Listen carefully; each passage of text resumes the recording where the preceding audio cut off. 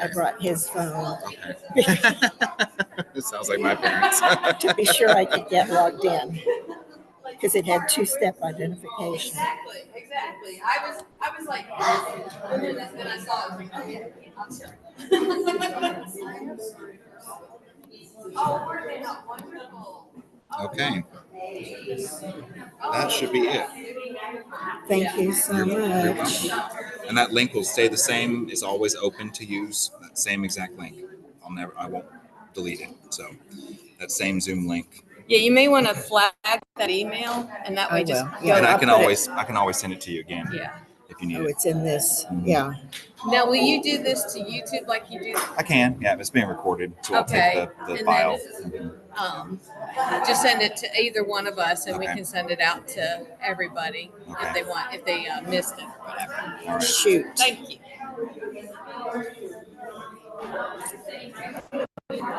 Wait, she's not in his contact list. Is she in Gmail? I remember it. Oh, you need Gail? Texas girl. Realm isn't right. Oh. Oh, Realm isn't right. Right. Correct. Okay. You're right.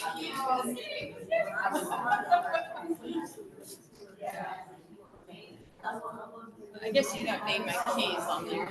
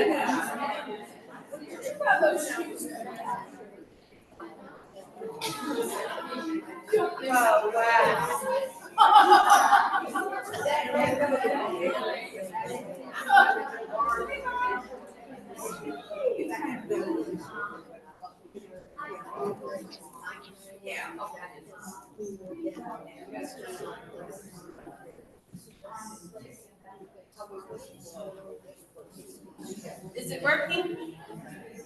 It is working. I don't see Gail there. Well, she can, if she will, I know. yeah, We're ready. yeah. Do I have to answer? You don't do anything, it's already going. I bought this.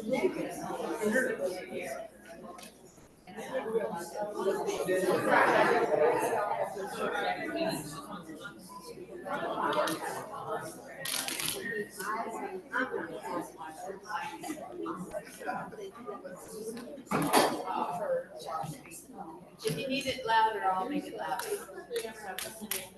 Good morning, everyone. Can you hear me? We're working on it. It's working, I just don't know which one. Is this better? Okay. I want to welcome you all, and I'm so excited about the new people we have joining us.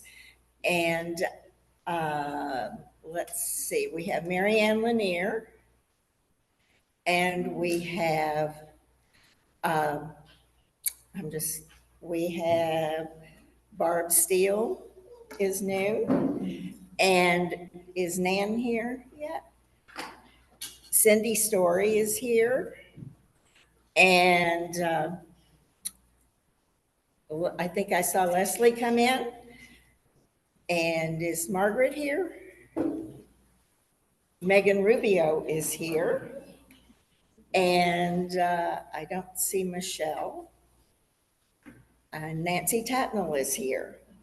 These are all people who have never been to Presbyterian Women. And Lou Askins, yes. Lou Askins also.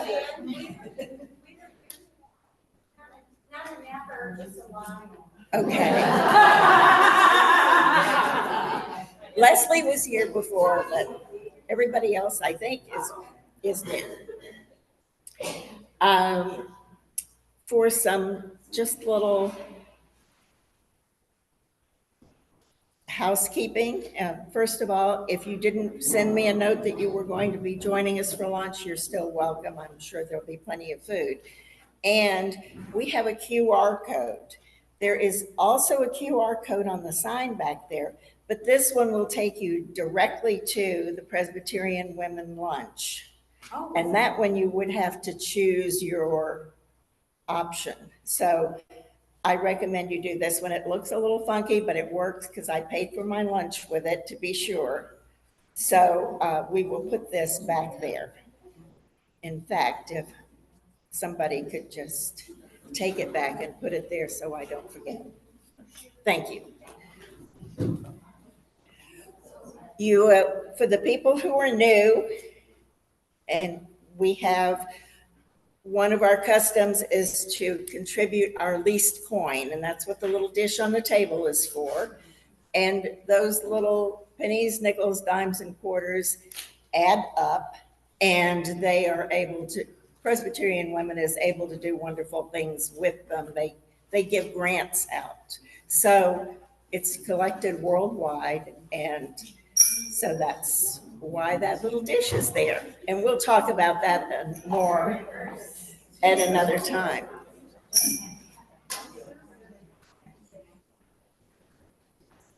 We have another new person joining us, and that's Joanne McDonald is sitting down now. So we already went around the room, Joanne. There are also prayer cards from the food ministry on the table. And we would encourage you to take those and read them and keep them in your hearts for the week or for the month or whatever. You see them probably at other places too. But we have run out of books, and so if you did not get a book, please tell me. I'm going to order more. It came in pretty close, I think, but we're going to need some more books. So please tell me if you did not get a book. And they should be here like within a week so I can get it to you well before the next meeting. The Presbyterian Women is the one thing I need to tell you. We are self-sustaining. We do not get a budget line on the overall church budget. We have our own account. We have our own responsibilities. So we have handbooks, which we will also have next month. With so many new people, I wanted to be sure we got everybody in it. And so we put off printing them until next week. But the things that we have in our budget, just to give you an idea of where our money goes, we have a birthday offering that we give once a year. And we also support Presbyterian Village Caring Hands to help people who have run out of funds for their care. We support generously Club 330. We also have a Club 330 mentor.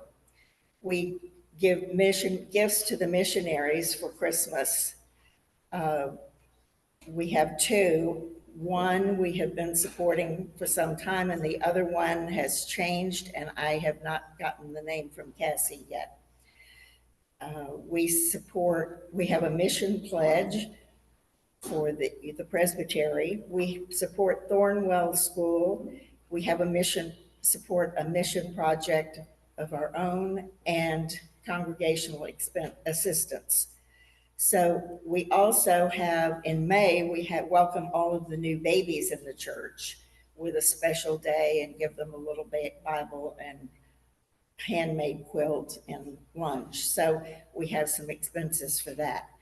So this year we're going to I'm going to try to focus on missions.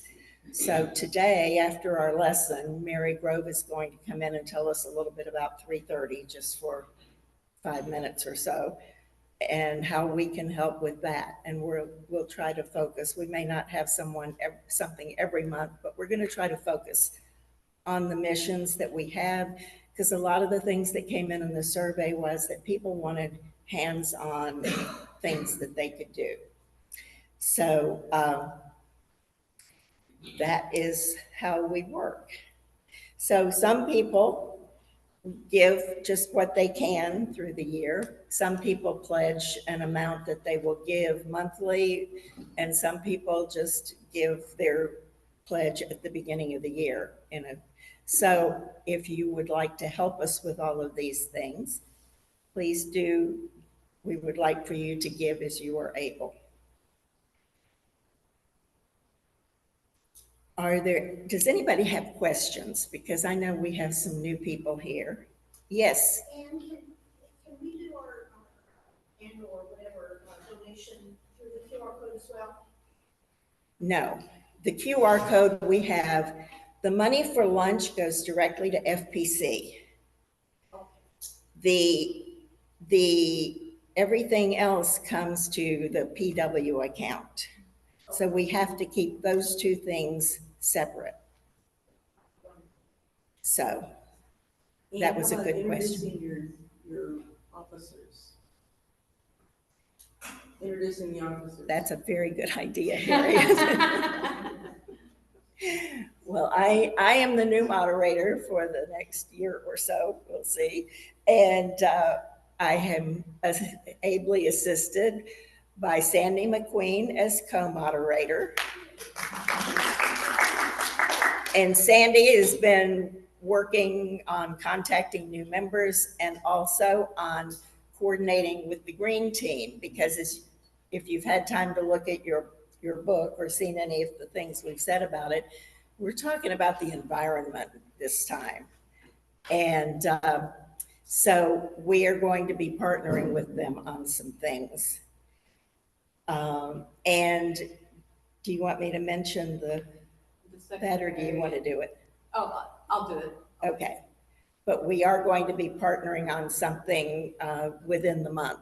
Well, go ahead, tell them. We don't. Yeah. There's an Apple movie called The Year the Earth Changed. And Cheryl saw it, and was it in the literature, or did you just find it?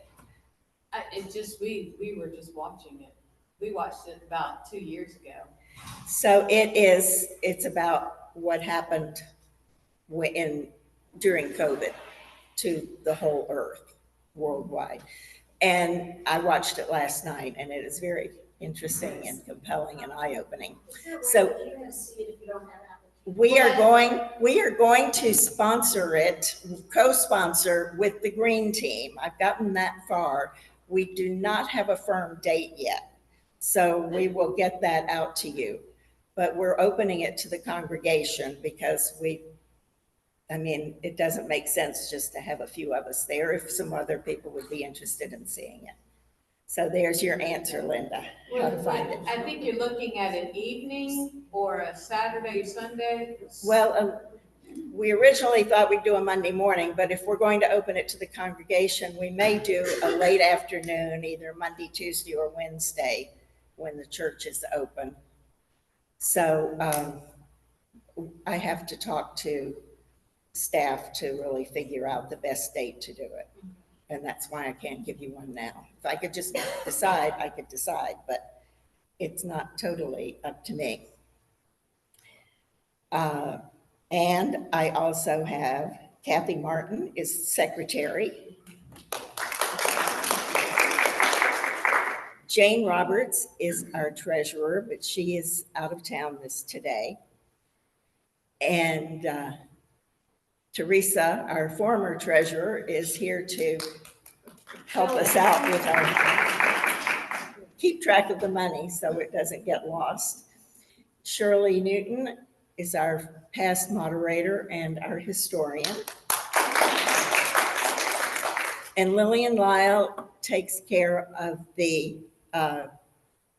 of our caring for our members who aren't able to come.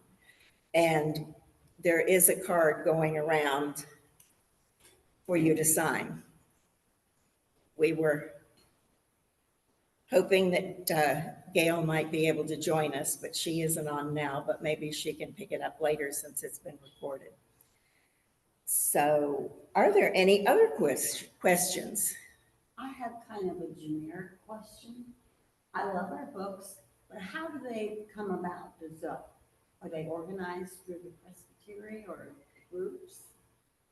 How did they come up with the topic? And the art? Well,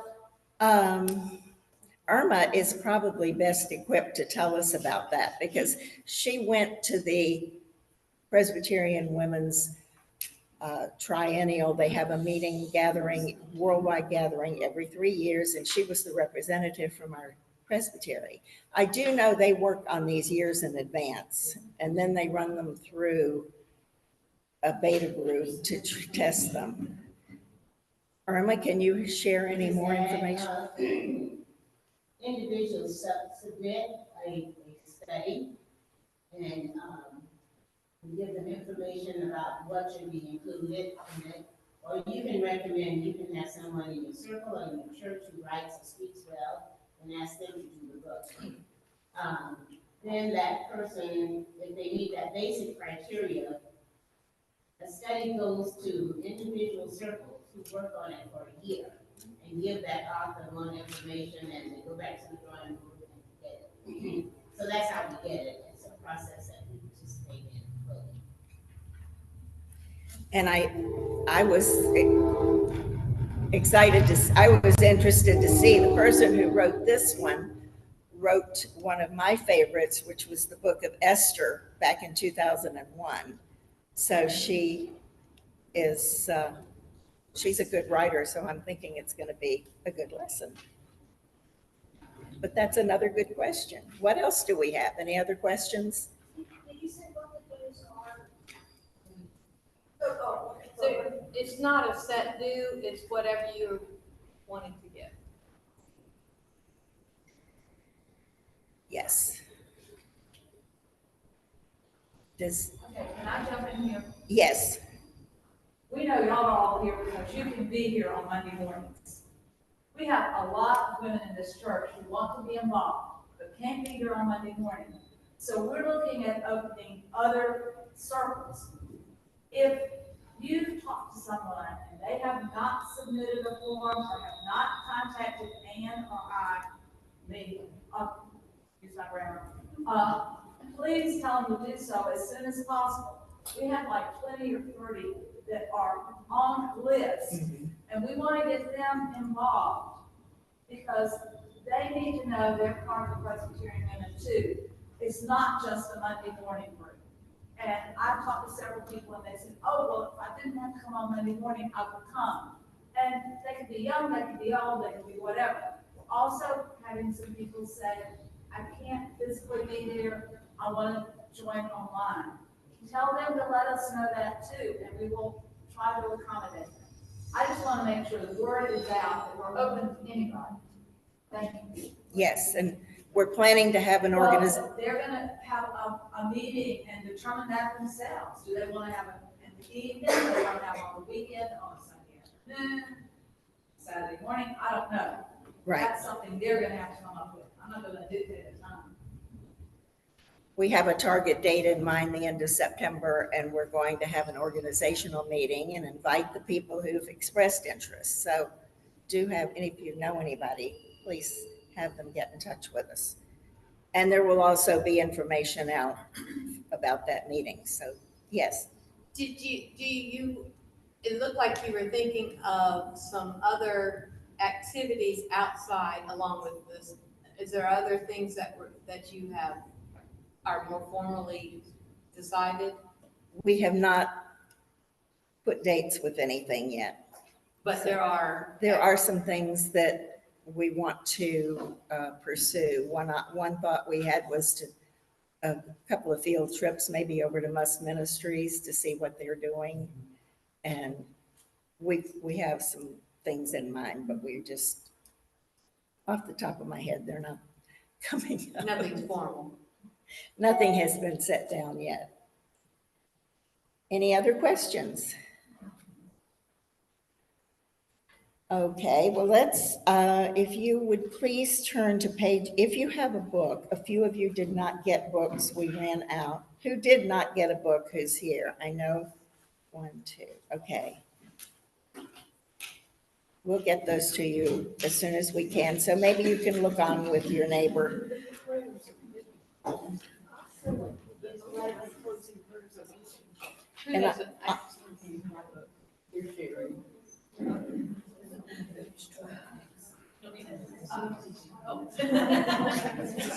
I'll be at work. On page 1, we have the Presbyterian Women purpose, and that has been accustomed to just read through. So when everybody has found it, at the top of page 1.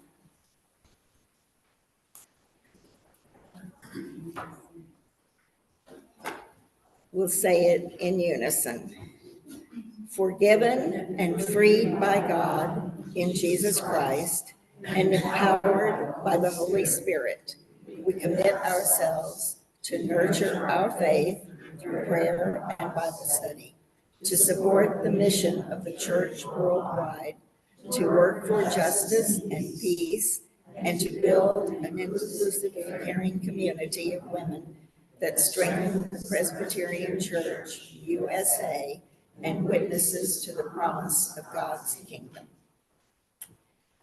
And I will, there was one other thing I meant to mention. I had one up here, but I lost it.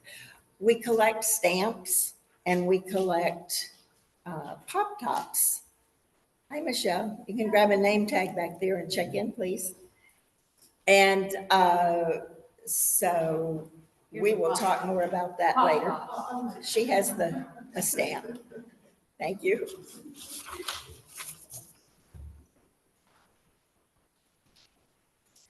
Are these used stamps that you're collecting? Yes.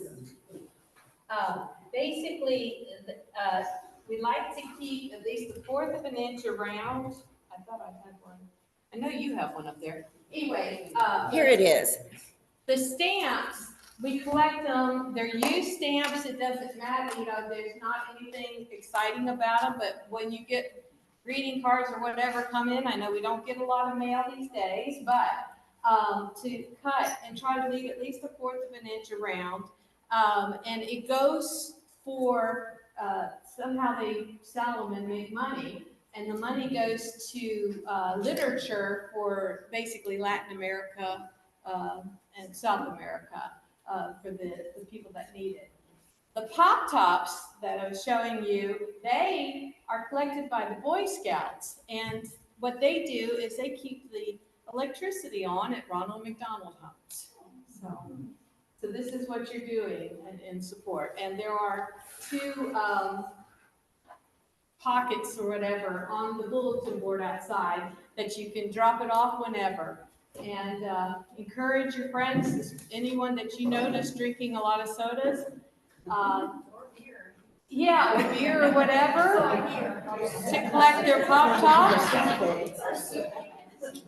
We used to do soup cans, but I think you can use the tops of the soup cans. Okay. And the reason that we do that as opposed to the whole thing is actually there's more aluminum in that little tab than there is in the whole can, and they don't have to wash it. And so it just makes that so much easier. And my little mean mind is I'm planning on making a little jar for Jeffrey, who drinks a lot of soda. So when you see him, remind him to keep his little Pop Tops and put them in there, because I do know he drinks a lot. So please do encourage him. I've asked Nancy Tatnall from the Green Team to do a quick little hello and it's kind of an introduction to our subjects. Mary Ann can fill in and Nancy Jo can fill in some gaps for me. I've been on a lifelong journey about climate care or creation care. Started with following my older brother around picking up trash.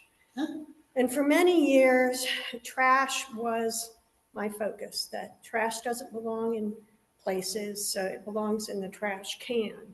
And as I matured and found out about recycling, suddenly my focus shifted. Yes, trash shouldn't be out in the environment, but we need to be more responsible about how we dispose of that trash. So it was it 2014 when Gipple came to do that that creation care series? Lisa Majoros was one of our associate pastors at the time, and she brought in a group called the Georgia Interfaith Power and Light group, and they did a 4-week Sunday morning series on creation care. And I finally realized what I'd been missing in my theology, if you will, that it's not just picking up trash or recycling properly. It is a spiritual practice of creation care. So it wasn't long after that, the Green Team was formed. And Mary Ann's Parents Foundation, the Ray Anderson Foundation, has a lot of resources on the subject.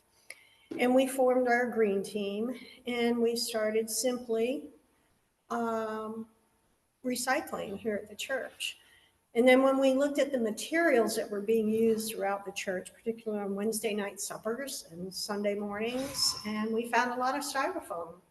And we made a transition in the kitchen to plates, glasses, and instead of the little kind of coffee cups and saucers, which are not as terribly practical, we converted to mugs.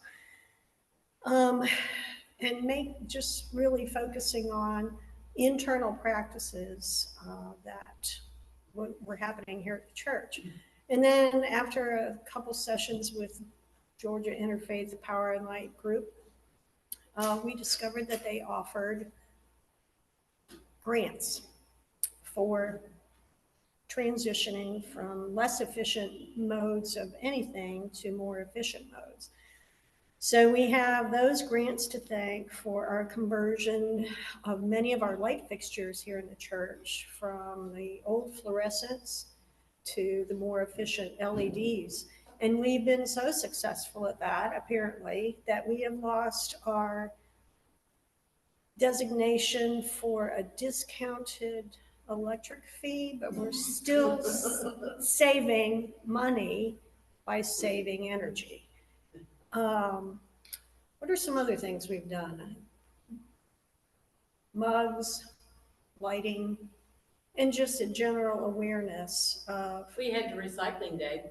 We had the glass recycling day recently, and we are hoping to have the session approve a glass recycling bin to be installed back here in the little Polk Street lot, where church members and the community can bring their glass, since glass is not collected in community trash pickup anymore. So as a spiritual practice, this particular study was appealing to me personally because it really gives you an awareness that it's not just a crunchy granola thing, that any Christian, any human being is capable of offering creation care. And this month happens to be the month of creation care in the wider Christian, and actually I think it's interdenominational community. all goes back to St. Francis of Assisi, who was one of the first creation care proponents in the faith-based community. So I hope you'll enjoy this study and look forward to more partnering activities with the Green Team this year. So thank you. Thanks.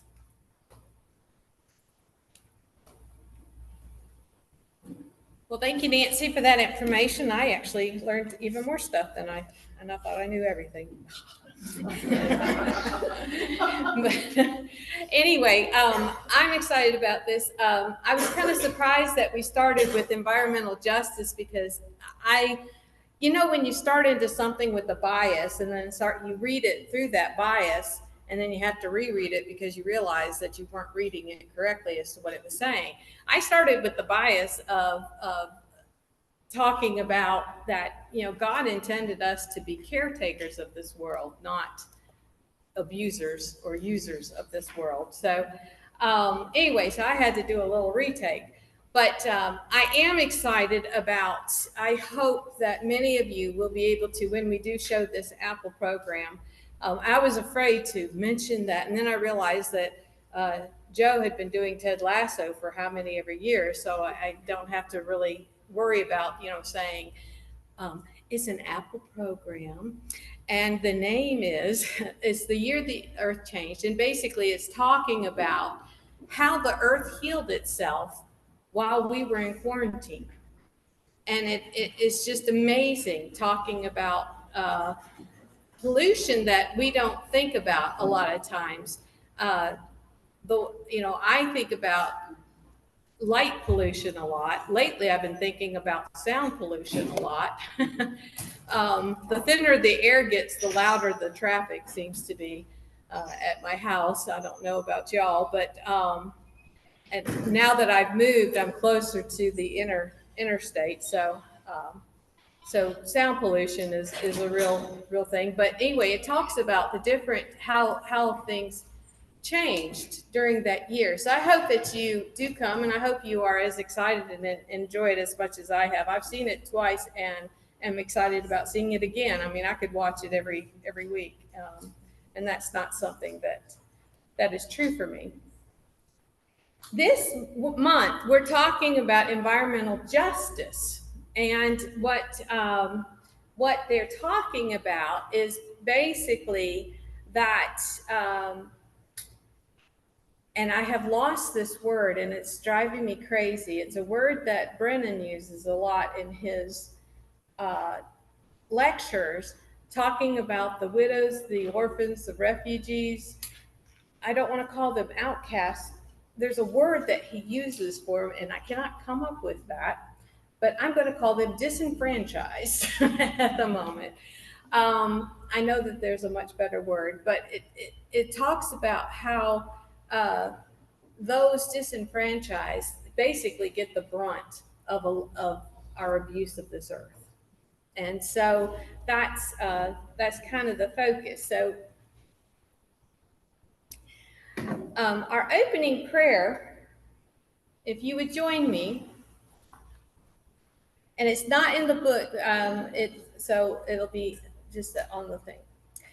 God, be in my thinking, in my listening, in my speaking, in my feelings, and in my actions. With the main idea is that we protect the created world we share and need from environmental degradation and destruction, so that those that are disenfranchised will not be suffering. So to continue our opening prayer, the suggestion was for us to be thinking of areas in our community where people are suffering due to our community's pollution and stuff. And when if someone thinks of an area, after they say it, we will say, God, in your mercy, hear our prayer. Can anybody think of specific areas or communities that are suffering due to pollution in our community?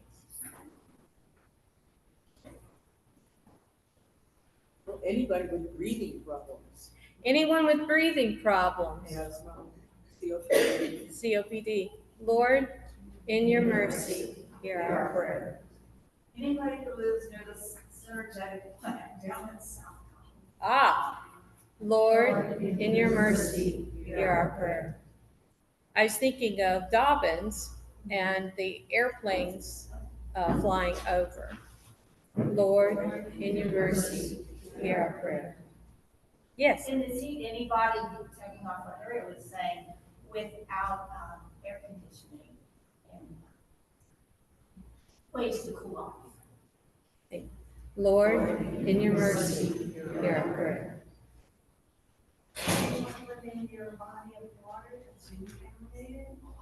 Anyone living near a body of water contaminated, Lord, in your mercy, hear our prayer.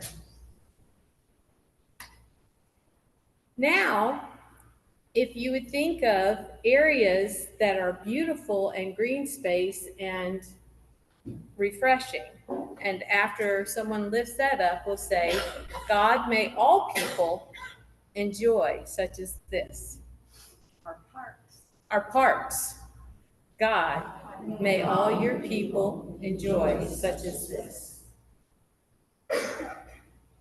I'll be even more specific of preserves, like the Green Meadow preserves, which is like. Yes. God, may all your people enjoy such as this. We are very fortunate to have those. Not everyone has parks like we do. Yes. Also be specific, I'm very thankful to the people of Illinois who came down, maybe in the late 1800s, early 1900s, and bought a piece of property and put up a statue, and that has grown into Kennesaw Mountain National Park. Without that, I can just see this like Roswell and Alpharetta and everything paved, so I feel very blessed. God, may all your people enjoy such as this. Thank you. Amen. Well, the study today is talking about the scripture that we're talking about is Ezekiel. So I wanted to just kind of give you a little background, and my pad is giving me issues. Anyway, Ezekiel was a priest who had been living in Jerusalem during the first Babylonian attack on the first Babylonian attack on Jerusalem. And in this first attack, now Jerusalem was spared. However, a lot of the leaders of the area were exiled. And it ended up being about eventually, after two invasions, about 10,000 Jews were exiled. And if you ever hear the word diaspora, sometimes that does come up, not very often, but what the diaspora are the people that were exiled, that when they were able to return to Jerusalem, they had been in their area for so long that they had established a home and a community, so they stayed. So that's the diaspora. But that's where it came from, is because when the Assyrians and the Babylonians attacked, they were exiled, and for a very long time. Anyway, so Ezekiel was among this first wave that was exiled. And Babylon established a puppet government that would last basically another decade. And then when we get to chapter 34, it's talking about the aftermath of the second invasion from Babylon, when they basically destroyed the city of Jerusalem, and they set fire to the temple, and it was crushing. And this is probably the worst thing that the Israelites had experienced, to lose their temple, to lose their city. It was just very crushing. And so the people of Judah are now wondering if God is just, through with them, because they just messed up so much. So the scripture starts and Ezekiel 33:21 just kind of gives you a setting in that, and where it says, in the 12th year of our exile, in the 10th month, the 5th day of the month, and it goes into, a man who escaped from Jerusalem came to me and said, the city had fallen. So this man, when Babylon went in there and destroyed the city, this guy was able to come to where the exiles were and let them know. So in 34:8, as I live, says the Lord God, because my sheep have become prey and my sheep have become food for all the wild beasts, since there was no shepherd, and because my shepherds have not searched for my sheep, but the shepherds have fed themselves and have not fed my sheep. Is it not good enough for you to feed on the good pasture, that you must tread down your feet the rest of the pasture, and to drink clear water, the rest you must foul, then you must foul the rest with your feet. And must my sheep eat what you have trodden with your feet, and drink what you have fouled with your feet? So here Ezekiel is letting them know that God feels like the rulers of the church and the state they're being called into account for their neglect of their flock. They have basically become fat on the backs of their flock. And social justice is something that is very common with a lot of the prophets. You got Isaiah and Micah and Amos. They really talk a lot about the social justice. And this is something that the Israelites had to be reminded over and over and over again. We can look back and say, well, you were crushed by the Egyptians. How could you do this? But how easy is it for a person in power to take advantage of those who are not? And this happens time and time again. And so we have to be reminded over and over and over again. So Ezekiel talks about God's flock becoming prey. Basically, the leaders are allowing their people to just be prey to all of the temptations and all of the distractions of the area of where they've been exiled to. So they're surrounded by these people that have different cultures, different attitudes, different thoughts. They don't do the kosher. They don't do they don't understand one God. They have idols. And so basically Ezekiel is telling them, you need to, take care of your flock. He talks about the leaders extorting and oppressing their flock and leaving them barely enough to exist. And it's interesting that, basically it can be a metaphor, but also in a sense, we're talking about how likely is it for people that have clean water. I think about the Westerns and stuff when they would settle and they have clean water, yet they would throw their stuff in just down, not thinking about the next people down, and how often that is. And so Ezekiel, that's what he's talking about, that how often is it that those who have the clean water and the nice pastures don't think about what is necessary for someone else. And so the human leadership has failed. So God is going to come in and judge. And so that he's calling the people, he's calling the leaders to take care of the weak and the vulnerable. I looked up how often, and I don't know if this is necessarily true, but I know it has to be at least this many. It says 76 verses are on the widows and orphans alone, not even to mention the refugees but the disenfranchised is something that is very important to God. God wants us to be aware. We are called to be a blessing to others, to teach others about God.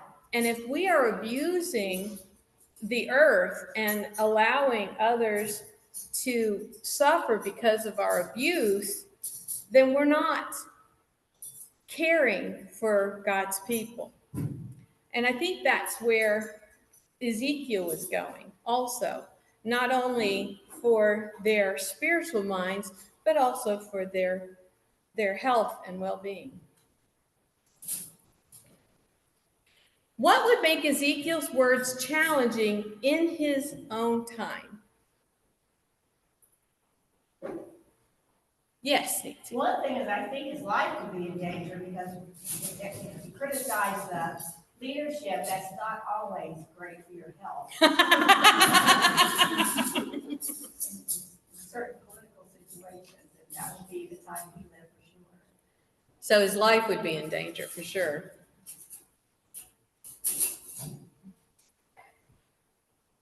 Who would react most to these words? Those in power. Yes, the leadership. How are these words still relevant to our own time? To me, just, and I want you, but this could be someone talking today. So specifically, how would you say that this is relevant to our own time? Look at the election. The election. I think you look at any big business that uses and abuses the earth, and they say, oh, we gotta do it for profits. Big business caring more about profits than the earth. Well, look at Russia trying to claim Ukrainian territory. Yeah. And it's not just claiming the territory, it's all the debris from the armaments that are left behind, the ruining of living space and buildings, you know, and you get that again in Gaza and Israel, Lebanon, that whole area.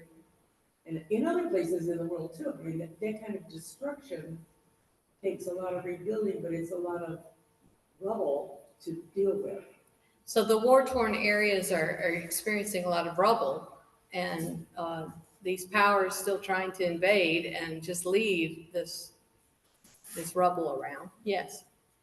Human behavior does not, I mean, you can believe in of course, behavioral therapy, but human behavior is, I think, the same then and now. So there will always be certain challenges. There will be the wonderful, compassionate people who care and work towards, you know, caring for others and the earth, and there will be the people who are having a really hard time making that choice. I'll say that kindly, you know, so greed, you know, profit motive, et cetera. So I think that is just, so when we go back to the Old Testament, you know, you look at all that, and you go, well, that hasn't changed. That hasn't changed. It's people. You're trying to say human nature just doesn't change. Human nature doesn't I'm not change. saying that pessimistic. No, it's true. Truthfully. But greed does come into the picture, very much so. The thing that I kept getting, and I'm very convicted of, is comfort, my comfort. I think of my comfort, not someone else's.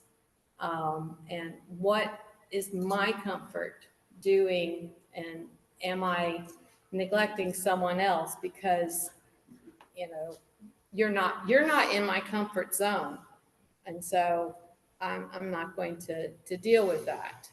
I easily get overwhelmed, so I tend to shut down. Yes. I was gonna say, it's not just the big corporations or people who are obviously, you know, not careful of other people. But I think sometimes in just normal everyday people's own, either they don't know that their actions are having this effect, or they think, well, I'm just one person and it's easier. So like my thesis work in graduate school was about water quality in ambient waters, like river basins and Corpus Christi Bay in Texas. And I live in a neighborhood that's a new neighborhood that they are destroying trees and land to build houses, and it's around these two little natural lakes off of Dallas Highway. And I think of how these actions of, if we're not taking care of those two lakes, that doesn't just affect my neighborhood, like, oh, the lake's not as pretty to look at and that hurts my property value. There's a whole downstream effect of, because this is a natural waterway coming from Kennesaw through our lakes and down. And there's regulations, but those regulations are only as good as the people who are following them and enforcing them. Sometimes it's cheaper for a builder to just pay a fine than to like follow, you know, they didn't keep the amount of trees they were supposed to keep because they probably crunched the numbers and said, well, it's cheaper to pay a fine. And then my work in my thesis, one of the things I came across was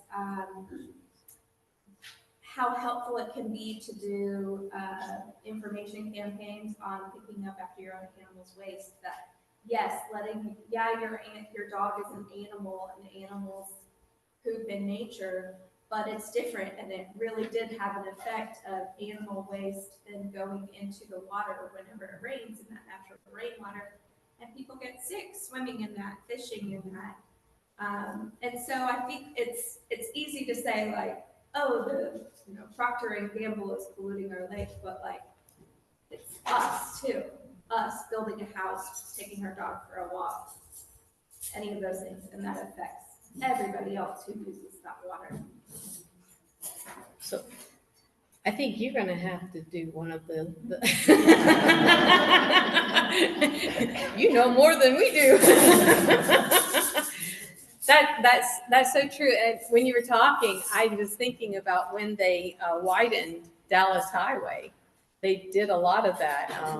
Roger and I used to call it Hiroshima because it looked. I mean, it just when Dallas Highway first was widened into 4-lane, it just was destroyed. And there was a lot of runoff into all the waterways and everything, and it was before Target and Home Depot and all that was just woods. yes, yes. And the other thing I think about is pesticides.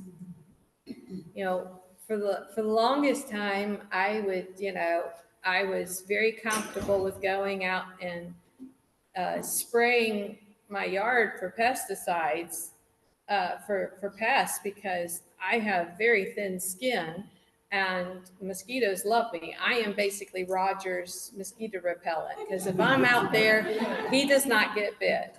But I didn't think about what that's doing to the water quality when it rains. It goes right into other lakes and stuff. Yes. Well, on the subject of pesticide, on one hand, you have how many of us that used to, our gardens meat using Roundup, and we now know what that did to us, and our land. But there are pesticides that if they're put on the grass and your neighbor is walking the dog, and he's on, that dog can get sick. And right. Right. And broken paw. So, that's a cascading trail of water. But at the same time, we spray for the mosquitoes, and yet we end up with various viruses that they come. And then the cities, like New York and whatnot, are out there spraying in venomous. And sometimes I don't know how insect specific some of this stuff is. If you spray for mosquitoes, is that going to affect the bees? Right. Or, there's certain places and it goes up the chain. And so you just kind of have to wonder. It's like in our neighborhood, we have all these very old growth oaks. Well, a lot of them are hollow in the center, so the people, you got to cut them down because they may end up on your house. Right. And then the county, if they sometimes get word of it, they'll come and say, well, you cut down the tree. You didn't ask us if you could cut it down. You said, yeah, but it could It get was down dead. the house. And that's, you know, and it's a long process for the county to say, yeah, you can cut that tree down. So, you know, sometimes you just be betwixt and between, with regulations, with the environment, and with your need to not have a tree on, or whatever on Right. you, or to have a virus bite from a mosquito.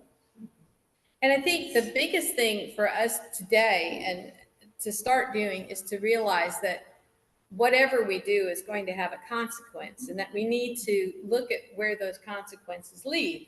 And, you know, yes, like you're saying, yes, trees are good, but if it's going to fall, it's bad, you know. So we have to, you know, you have to weigh pros and cons, but also to be reaching outside of ourselves as to where those consequences Trees lead. have a lifespan.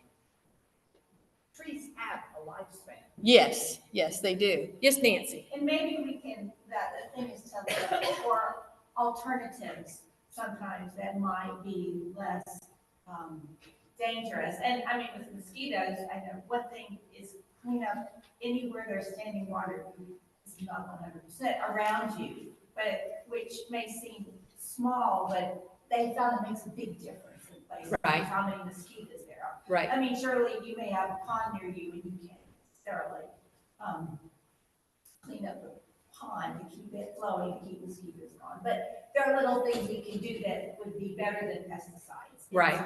Right. Just looking for alternatives that might be aware and open, I guess being open to alternatives. Right.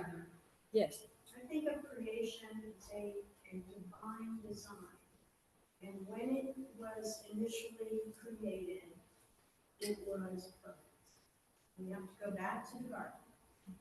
And we as human beings have imprinted on that perfect design in both good and bad ways, and trying to find our way back to that place. And mosquitoes would not be a problem, because we have plenty of bats and birds and other prey that would take care of that problem. Because I just feel like if we can get back, put the garden in our heads, and that be our vision for how we take care of it. And what I'd like to challenge you this month to be thinking of specific things that you might be doing that are helping. And I was just thinking, we planted a lot of, my example would be like, we planted a lot of lavender in our yard. One, it smells lovely, and rosemary, because mosquitoes do not like those smells. And so that's, you know, so I would like you guys to bring those suggestions to us, and I'm going to plan a 5 to 10 minute time in next lesson for us to give our ideas and stuff. Yes. Okay. EPA justice is, I'm going to read it, and I'm going to skip what we were going to do because we're running out of time. But anyway, environmental justice is the fair treatment and meaningful involvement of all people, regardless of race, color, national origin, or income, with respect to the development, implementation, and enforcement of environmental laws, regulations, and policies. Fair treatment means no group of people should bear a disproportionate share of the negative environment consequences resulting from industrial, governmental, and commercial operations or policies. That's a lot of words. Can anyone rephrase that in layman's language? Means that we should all equally share the consequences of human impact on the earth. That the the effects of our regulations, our commerce, our new buildings, everything, that it doesn't just affect disenfranchised or one group of people based on race or where they live in our county, that we all share the burden of the consequences of our human impact. Thank you. We all share the burden of the consequences of our environmental impact. You can also say responsibility. Responsibility. And this is evident where you see where factories are placed or where certain industries grow up. And oftentimes it's in those marginalized communities that can't hire the big lawyers and law firms to say, no, we don't want this here, which is, what oftentimes happens in the wealthier areas. People have, Not in my backyard. people have resources, people have resources, get to push that towards people that don't have resources. Yeah. That's why I think the environmental justice part of that is. When I read that, I was thinking of when I lived in my old neighborhood. We had so many battles with our neighborhood association, but one thing that they did, which was huge for us, was when Racetrack was being built, they put a lot of regulations on Racetrack that they could not sell certain things. They could not have their lights on after a period of time. And it was because we had that association to fight them and to make that. And there are a lot of communities that don't have that and that need us to look out for them and to be that community for them. And I think that's where this next slide, in 1987, the churches started getting involved in this and becoming aware. And it's in your book, and I'm going to let you read it because it's a lot of words and a lot of, but the churches did start getting involved. And I think that's one thing that Nancy has brought to our church, and Marianne, to our green team is helping our church become more aware of what we can do specifically. And that's what I always, I get so overwhelmed by all this stuff. And what I need someone to tell me is, what do I need to do specifically? What can I do to make a difference? We don't need to go into that. I'm going to save the closing prayer for after Mary Groves tells us about her Club 330.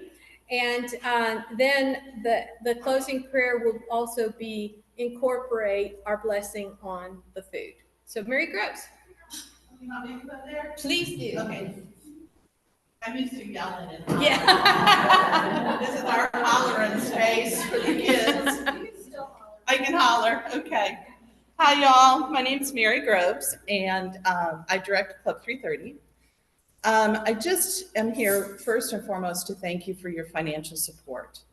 Every year for so many years, Presbyterian Women has provided some financial support for us, and we deeply appreciate that. This year, that support is going to be used to fund part of our family dinner.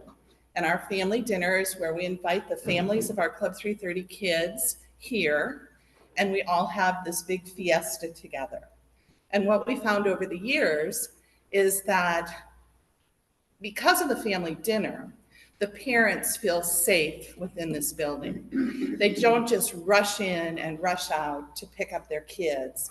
They actually come and are welcomed and are fed and are loved on. And they actually have a sense of that they're part of us also. Now, Club 330 has changed so dramatically in all the years that I've been directing it.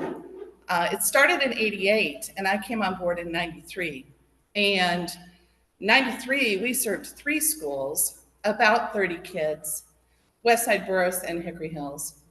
This year, we serve 1 school, Hickory Hills, because we have been recognized as a place where this niche of kids, all from Guatemala, at least for the last, I'd say, at least 8 years, have found a place where they have community within community. So Guatemala, the Guatemalan streets in Murrieta, as we call them, are basically, well, not so much anymore, but let's just say were, Hedges, Grambling, and West Dixie. That's where they settled, and that's where they formed community. In, I forget which year, no, 90-something, my husband and I moved onto Hedges Street. And we moved there with absolutely the intention of being part of community. At that time, there was mostly kids from the Mexican migration, not as much from Guatemala. Now I live in Smyrna, and mainly the streets are very, very diverse now. And part of the streets, at least the top half of those streets, are kind of being redeveloped for the city of Murrieta. So the kids are being pushed closer together, but further down and further out into the community, out into the county, and pretty much all in 2 or 3 apartment complexes. So that being said, I'm here to ask for your help. So many of you, when I look out at these tables, already help. You're already guardian angels. I know you already provide snacks for us. I know some of you provide dinners for us. And I hate to be asking for more, but we need to feed 24 kids every single day a snack. And so by providing snack, anything from prepackaged little bags of things to cookies to something you made. We're not even opposed to something that comes in that you made. We can give them a snack really quickly before we only literally have, the bus comes so late and there's no way I can change the bus schedule because we are at the mercy of Murrieta City Schools. Very, very grateful. Very grateful they send transportation. Without them providing the transportation from Hickory Hills to this church, we would be in a world of hurt because we would have to go and get the kids and we'd have even less time. So we are at their mercy and they come very late. They come about 4:30. So we have from 4:30 until 5:30 to do our tutoring. Now, we have a new catchphrase. 1 hour can change a child's life. And during that 1 hour, we are pretty focused. So we really get down to business. It's a really quick greeting, a quick snack, and then we are down to business for that hour. The kids can stay till 6 on a good day. Sometimes they leave before, which even eats into our time. But we are pretty focused. There are 2 rooms, kindergarten, 1st and 2nd, and 3rd, 4th, and 5th. 3rd, 4th, and 5th is mainly tackling the kids' homework. And I have a slew of 3rd graders this year. So all the homework is really doable. The 5th grade homework I can handle if I need to.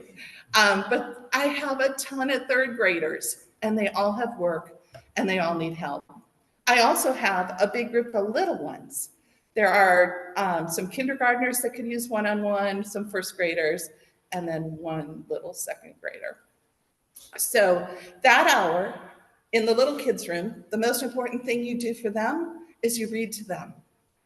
And I know sometimes it feels like, oh my gosh, I've come all this way and I'm going to read a book to someone. But you have to remember that these little ones don't have a mom or dad that can read to them in English. And so they need to be developing their English skills and their vocabulary. And their moms and dads may read in, well, they don't read in Mum and Kichi because those are both oral languages. Maybe Spanish, if they read to them at all.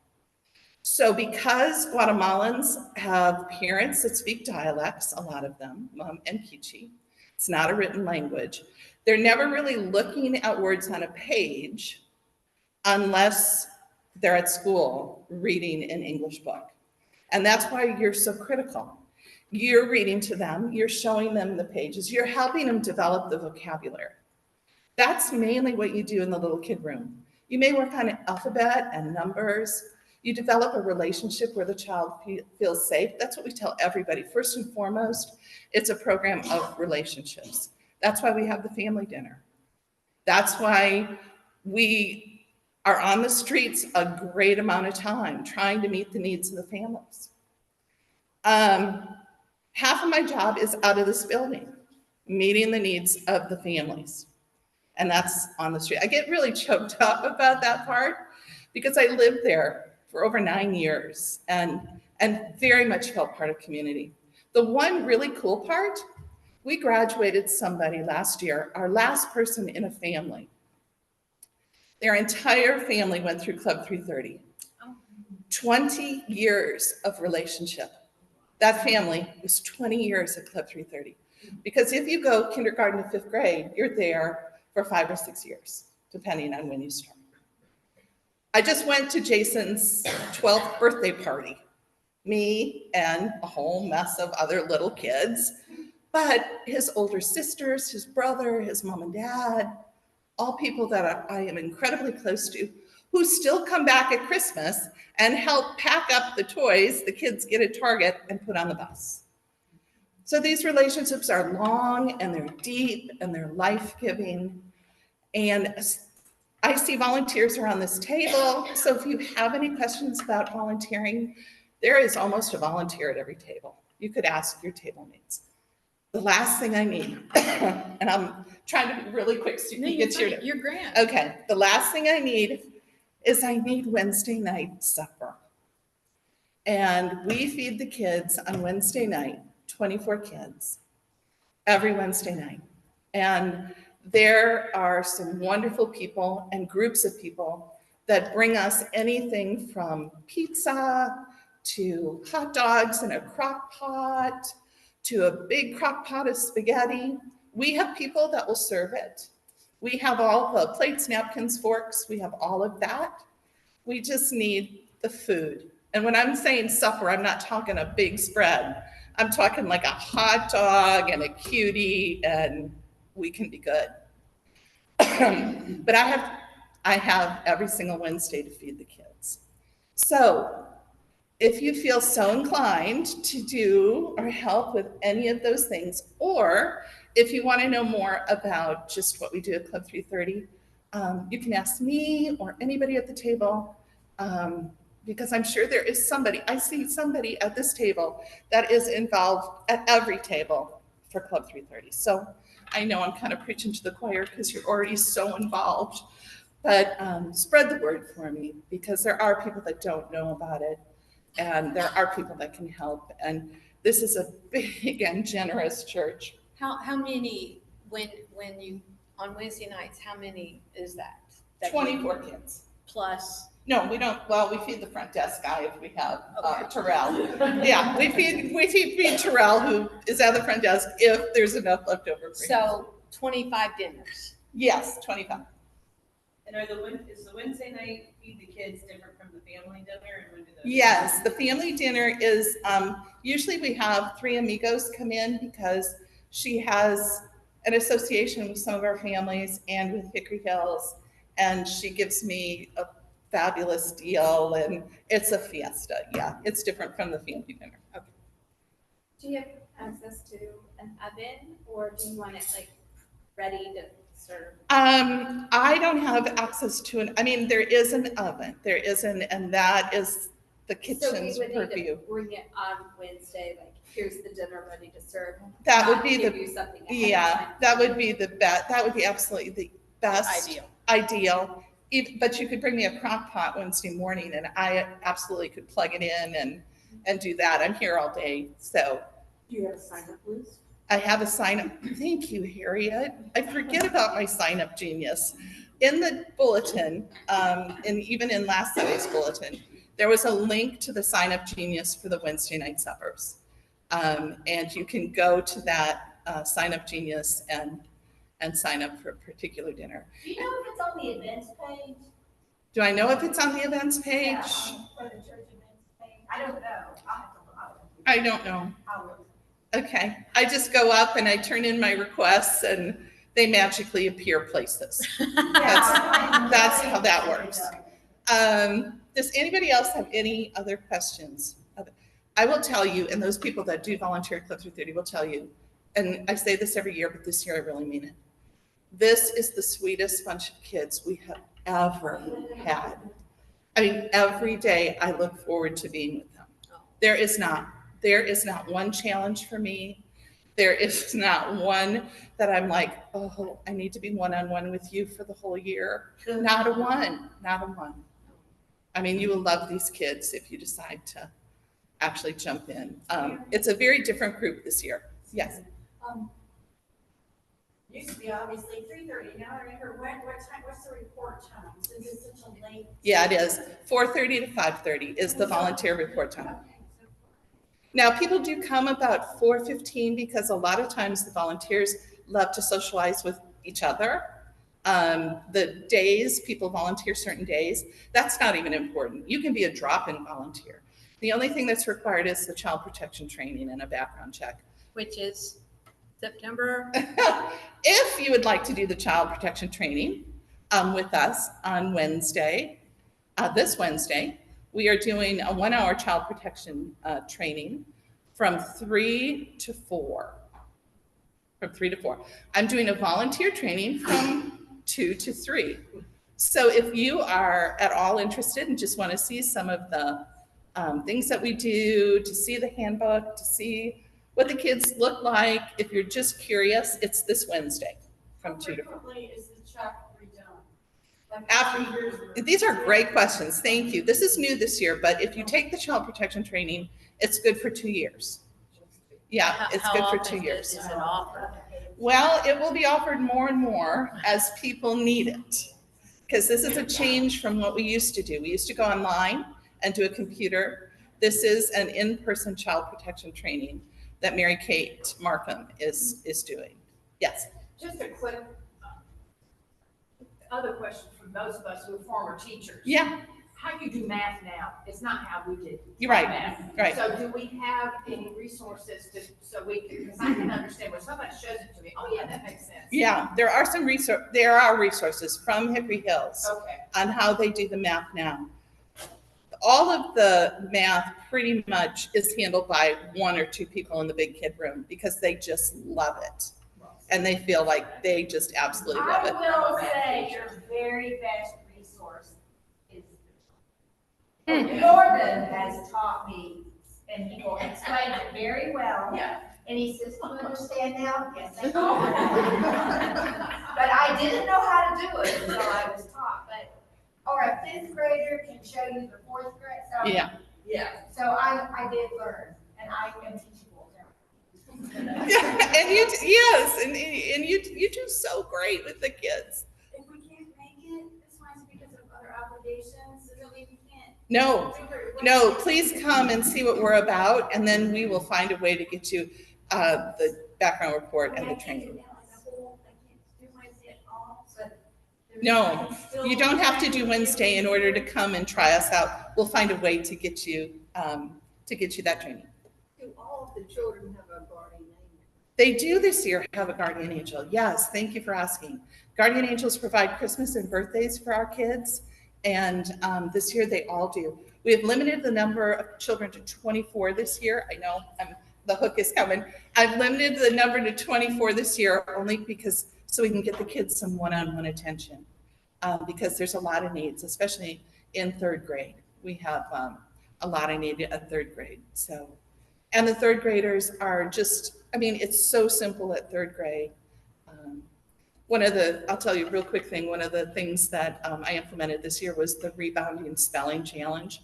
So they get to jump on the rebounder, which is the mini trampoline, if they spell their spelling words at the same time. So, I mean, you could be the rebounding spelling queen, where you just sat there and gave them their spelling words and let them jump and spell and jump and spell. Thank you. You're welcome. Thank you. Any other questions, just call me. I'm here all day, almost every day, half a day on Friday. So just call me if you have any questions, okay? All right, you guys. Thanks for listening. Before we pray, please let me know if you need a book or if you're returning and need a name tag. I've already ordered name tags for all the new people. So, and I have some singles, if it will help with lunch. Well, let's close in prayer.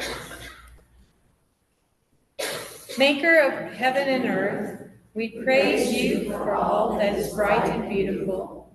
Yet we know the earth's bounty is not shared as you intend. We ask for resources to help provision plenty for all. We seek fertile land, clear water, and clean air to restore healing for your people and all your creatures. Enjoy lunch.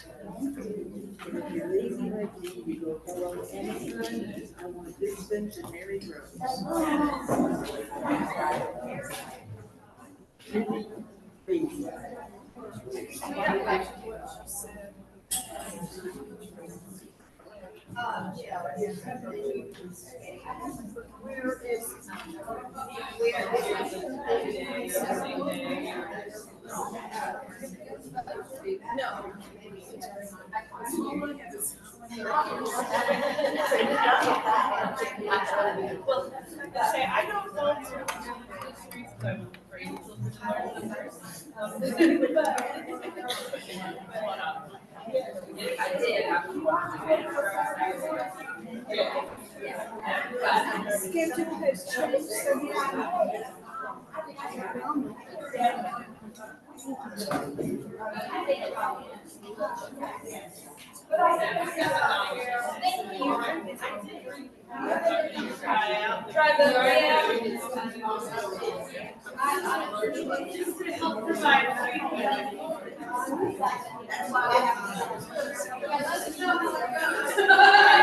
I did bring cash. It's important to me that I go to see.